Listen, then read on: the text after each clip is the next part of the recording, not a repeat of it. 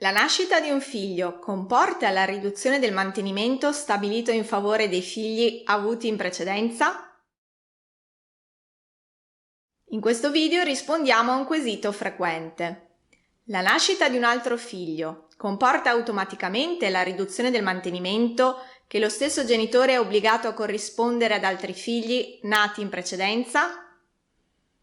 Chiaramente la nascita di un figlio impone al genitore di contribuire al suo mantenimento, e ciò vale per tutti i figli, indipendentemente dal fatto che siano nati da una relazione conclusa o da una relazione in corso, dentro o fuori dal matrimonio.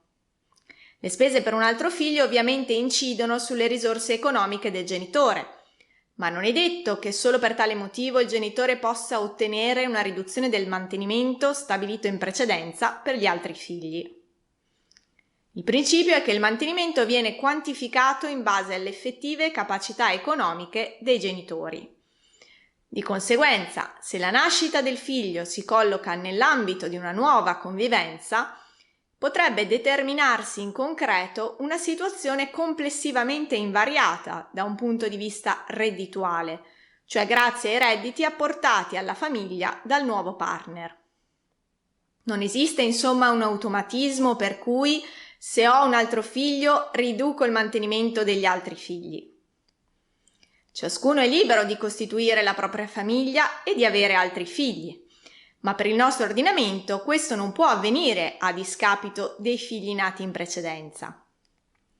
Come detto, anche in caso di nuovi figli, il calcolo dell'assegno di mantenimento per ciascuno di essi presuppone sempre l'analisi delle effettive condizioni reddituali e patrimoniali dei genitori. Dichiarazioni dei redditi, buste paga, estratti conto, analisi delle spese fisse, risorse economiche apportate dai conviventi, eccetera, sono solo alcuni degli elementi che devono essere tenuti in considerazione per quantificare l'assegno di mantenimento dei figli e per valutare eventuali sproporzioni che possano effettivamente portare il Tribunale a ridurre l'assegno di mantenimento in considerazione di sopravvenute esigenze per il genitore obbligato. Resta fermo però un principio, che talvolta si tende a trascurare, per cui il Tribunale, nel quantificare il contributo al mantenimento, si preoccupa prima di tutto delle esigenze del figlio, non delle disponibilità del genitore obbligato. Non a caso può accadere che il Tribunale rilevi che il genitore possa lavorare di più, oppure addirittura stabilisca un contributo a carico del genitore attualmente disoccupato o comunque privo di redditi da lavoro. Proprio su quest'ultimo caso abbiamo pubblicato un video, di cui vi lasciamo il link in descrizione. Iscrivetevi al nostro canale, abbiamo un'intera sezione dedicata al diritto di famiglia. Per maggiori informazioni visitate il nostro sito e seguiteci sui social media.